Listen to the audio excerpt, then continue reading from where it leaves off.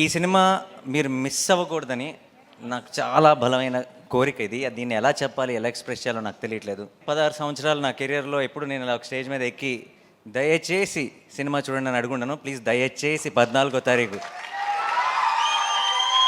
థియేటర్కి వెళ్ళండి. ఎందుకంటే ఇలాంటి ఒక మంచి సినిమా మీరు మిస్ అవ్వకూడదని, మాకేదో ఒక సక్సెస్ వచ్చేయాలని, లేదంటే మేమేదో చాలా సంపాదించేయాలని కాదు, మీరు ఇలాంటి నా తెలుగు ప్రేక్షకులు ఇలాంటి సినిమాని మిస్ అవ్వకూడదు అని మీ అందరినీ బతిమాలుతున్నాను. 14వ తారీఖు మీరు మిస్ అవ్వకండి. ఎందుకంటే మీరు మీ ఇంట్లో ఉన్న అందరినీ, మీ ఫ్యామిలీని, మీ ఫ్రెండ్స్ని అందరినీ తీసుకొని వెళ్ళండి.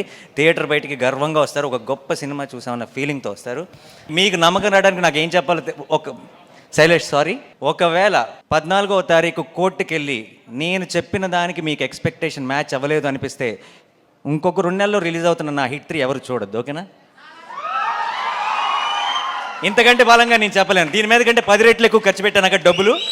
బట్ చెప్తున్నా, 14వ తారీఖు you go to the theatre, you'll be very very happy. నేను సినిమా చూసినప్పుడు నాకు ఒక ఎక్స్పీరియన్స్ కలిగింది. అందరు వీళ్ళ పర్ఫార్మెన్సెస్, ఈచ్ టెక్నీషియన్ చేసిన పని ఎందుకో మంచి, అసలు చాలా రోజుల తర్వాత, అంటే సినిమాలాగా బయట నుంచి చూస్తున్నామే, సినిమాల్లోకి దూరిపోయి వాళ్ళ ఇమోషన్స్తో కనెక్ట్ అయ్యి వాళ్ళతో పాటు నవ్వి వాళ్ళతో పాటు ఏడ్చి మనం కూడా ఆ డార్క్ రూమ్ నుంచి బయటకు రాగానే ఇది కదా మన ప్రపంచం, మనం ఏంటి ఆ ప్రపంచంలోకి వెళ్ళిపోయామని రియలైజ్ అవుతున్న మూమెంట్స్ చాలా తక్కువైపోయినాయి ఈ రోజుల్లో. అలాంటి ఒక మూమెంట్ని నేను ఎక్స్పీరియన్స్ చేశాను. అది మీరందరూ ఎక్స్పీరియన్స్ చేయాలని ఈరోజు ఇంతగా గట్టిగా చెప్తున్నాను. దయచేసి 14th రోజు కోర్ట్ చూడండి. అండ్ 14th వరకు మాత్రమే చూడమని చెప్తాను. ఆ తర్వాత మీరే చెప్తారు అందరికీ, నేను చెప్పను ఇంకా.